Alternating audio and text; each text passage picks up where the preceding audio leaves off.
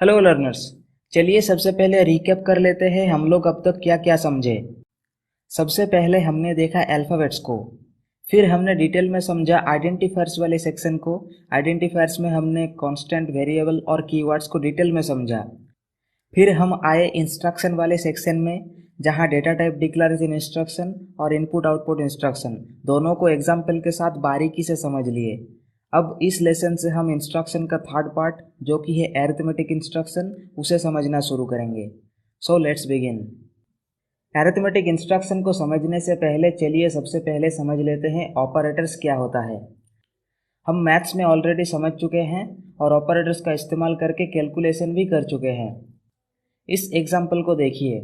क्या आप बता सकते हैं यहाँ 7 और 8 को क्या कहा जाता है? बिल्कुल सही, 7 और 8 को हम बोलेंगे ऑपरेंड्स या फिर डेटा, और इस प्लस सिंबल को हम बोलेंगे ऑपरेटर। तो हर एक ऑपरेटर अपना काम करने के लिए कोई ना कोई ऑपरेंड चाहता ही है। बिना ऑपरेंड के ऑपरेटर अपना काम नहीं कर सकते हैं।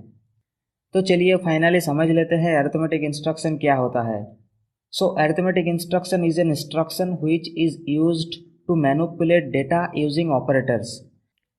मतलब अरिथमेटिक इंस्ट्रक्शन हम उस इंस्ट्रक्शन को कहते हैं जिस इंस्ट्रक्शन की चलने पर ऑपरेटर की सहायता से डेटा का मैनिपुलेशन होता है। तो अब एक एक्सप्रेशन पर नज़र डालिए, 8 + 4 × 5। क्या आप बता सकते हैं इस एक्सप्रेशन का रिजल्ट क्या होगा? इस एक्सप्रेशन का रिजल्ट आ सकता है 60, नहीं तो 28।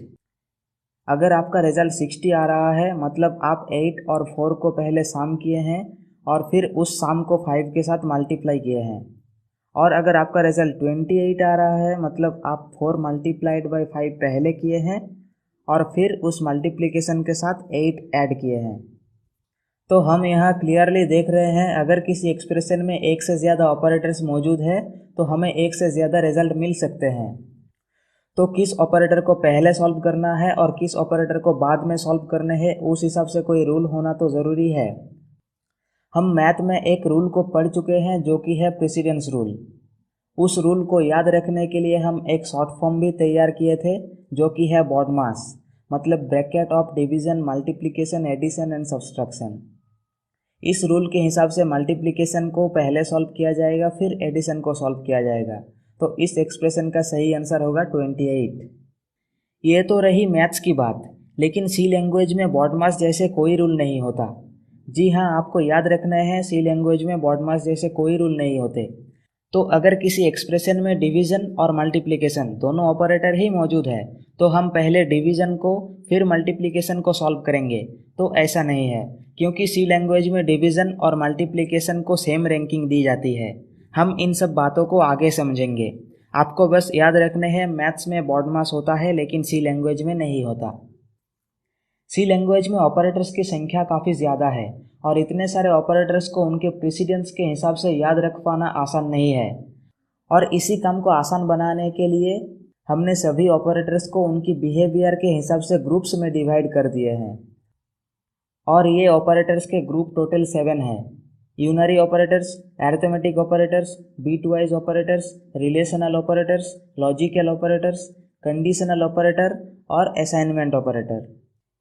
ये सारे ऑपरेटर्स के ग्रुप उनके प्रेसिडेंस के हिसाब से ही अरेंज्ड हैं। मतलब अगर किसी एक्सप्रेशन में अरिथमेटिक ऑपरेटर के साथ साथ बिटवाइज ऑपरेटर भी शामिल है तो अरिथमेटिक ऑपरेटर को पहले सॉल्व किया जाएगा, उसके बाद बिटवाइज ऑपरेटर को सॉल्व किया जाएगा।